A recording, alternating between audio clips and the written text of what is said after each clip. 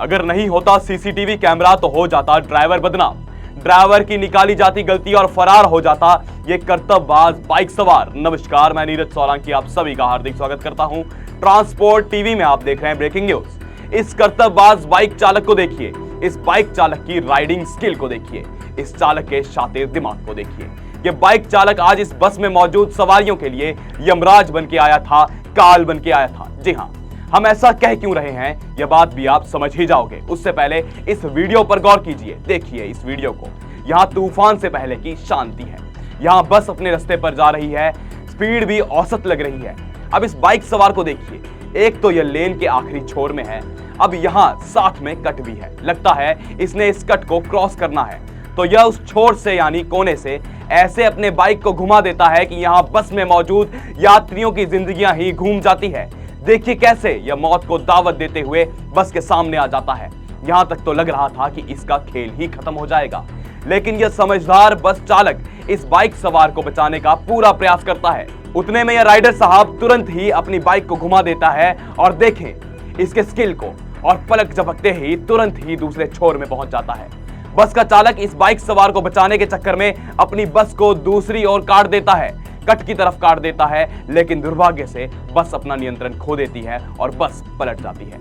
अब यहाँ इस बाइक चालक को तो 100 तोपों की सलामी बनती है, क्योंकि यह राइडर साहब तो यहाँ मौत को टक से छू के आए हैं और दूसरों को भी मौत के दर्शन करा चुके हैं।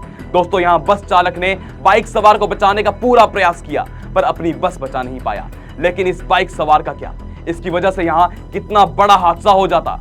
दोस्तों, रिपोर्ट के अनुसार तो बस में 48 यात्री सवार थे। इस बाइक राइडर की वजह से ना जाने कितने घरों के चिराग आज बुझ जाते। दोस्तों, गनीमत है कि ऐसा कुछ हुआ नहीं। रिपोर्ट के अनुसार यह भी बताया जा रहा है कि 36 लोगों को गंभीर चोटें आई है और 3 से 4 यात्रियों के हाथ, कोहनी और कंधे टूट जाने की बात भी सामने आ रही है। अब यहाँ देखिए, इस कर्तव्यबाज की वजह से यहाँ कितने लोगों की जान खतरे में पड़ गई है। लेकिन इस बाइक सवार के दिमाग में ऐसा चल क्या रहा था कि इसने ऐसा कट मारा। दोस्तों, दुर्घटना कभी भी किसी के साथ भी हो सकती है, इसलिए अपनी गाड़ियों का बीमा अवश्य ही करवाएं। और अगर आपने बीमा पॉलिसी ली है पर क्लेम के वक्त आ रही है दिक्कतें, तो कोई बात नहीं, अब ट्रांसपोर्ट मॉल आपके लिए लेकर आया है जेन्युइन पॉलिसी। तो अब क्लेम की चिंता छोड़ें, बीमा करवाएं सिर्फ और सिर्फ ट्रांसपोर्ट मॉल से। अभी व्हाट्सएप करें 90 831 90 831 पर। दोस्तों, अब रुक करते हैं खबर की तरफ। दोस्तों, यह मामला महाराष्ट्र के लातूर के पास का है। सोमवार को यात्रियों से भरी बस नांदेड़ से लातूर जा रही थी, तो नंदगांव के पास लातूर नांदेड़ हाईवे पर एमएसआरटीसी की बस के साथ यह हादसा हो गया। अब यहाँ पर क्या हालत हो चुकी है इस बस की। बस पूरी तरह से क्षतिग्रस्त हो चुकी है, पलट चुकी है, और बताया यह भी जा रहा है कि प्रशासन भी मौके पर पहुंची और घायलों को अस्पताल भी पहुंचाया गया।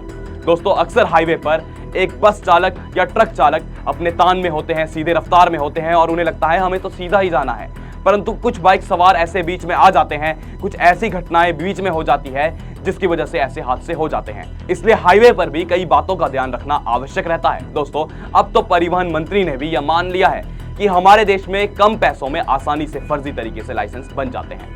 इस बात पर उनके कई बयान भी सामने आए हैं। क्या ऐसे हादसों की वजह ये फर्जी तरीके से लाइसेंस बनाना है, जहां बाइक चालक को यही जानकारी नहीं होती कि रोड पर चलना कैसे है, कट कहां से लेना है, किस साइड में रहना है, और यहां इसका प्रत्यक्ष प्रमाण दिख रहा है। राइडर साहब, अगर कट लेना ही था तो डिवाइडर के साथ रहते। अगर यहां जान का नुकसान हुआ होता तो कौन जिम्मेवार होता। यह तो गनीमत है कि सीसीटीवी फुटेज मिल गई। अगर सीसीटीवी कैमरा ना होता तो हमेशा की तरह बड़ी गाड़ी वाले की ही गलती बता दी जाती। दो पहिया वाहन वालों को यह समझना होगा कि आपकी वजह से कितनी जिंदगियां खतरे में पड़ जाती है। बड़ी गाड़ी जल्दी नहीं रुक सकती, ना ही जल्दी मुड़ पाती है। मुड़ भी गई तो अनियंत्रित हो जाती है, और लोड गाड़ी के साथ तो यह और भी मुश्किल रहता है। आप कभी भी इन गाड़ियों को ओवरटेक कर देते हैं, कभी भी इस तरह से क्रॉस कर देते हैं कि हादसा हो जाता है। इन गाड़ियों से दूरी बनाकर रखें। यहाँ इस चालक ने कई जिंदगियां बचाई है, लेकिन यह बाइक सवार तो कईयों की जिंदगियां खतरे में डाल चुका था। और ड्राइवर साथियों से भी यह विनती है कि ऐसे नौसिखियों से बचें, सड़क पर ध्यान से चले। प्रशासन को भी बाइक सवारों के लिए हाईवे पर ऐसे दिशा निर्देश लाने चाहिए जिससे बाइक सवार एक निर्देश के अंदर चल सके। बाकी आपकी क्या राय है कमेंट सेक्शन में जरूर बताएं। अगर आप हमारी इस वीडियो को YouTube पर देख रहे हैं तो हमारे YouTube चैनल को सब्सक्राइब जरूर करें। अगर आप Facebook या एक्स हैंडल पर देख रहे हैं तो फॉलो करना ना भूलें। ट्रांसपोर्ट टीवी देखने के लिए आप सभी का शुक्रिया। मैं पिछले 15 साल से ट्रांसपोर्ट लाइन से जुड़ा हुआ हूं और पिछले 15 साल से मुझे सबसे ज्यादा प्रॉब्लम इंश्योरेंस बनाने में आती थी, जो अभी पिछले 2 सालों से नहीं आ रही है, क्योंकि पिछले 2 सालों से मैं ट्रांसपोर्ट मॉल से इंश्योरेंस करा रहा हूं, जिससे मुझे 5 प्रकार के फायदे हैं। ट्रांसपोर्ट मॉल से इंश्योरेंस कराने के 5 प्रकार के फायदे हैं। सबसे पहला फायदा कि मुझे अदर्स सारी कंपनियों से ज़्यादा डिस्काउंट ट्रांसपोर्ट मॉल पहले ही दे देता है, बार्गेनिंग नहीं करना पड़ता। सेकंड फायदा, सही पॉलिसी ट्रांसपोर्ट मॉल देता है। थर्ड, IMT 23 जैसे अन्य फीचर्स वो हमको अच्छे से समझा के बताता है कि सर आपको क्या लेना है, क्या नहीं लेना है। 15 लाख का एक्सीडेंटल बीमा लेना है, नहीं लेना है।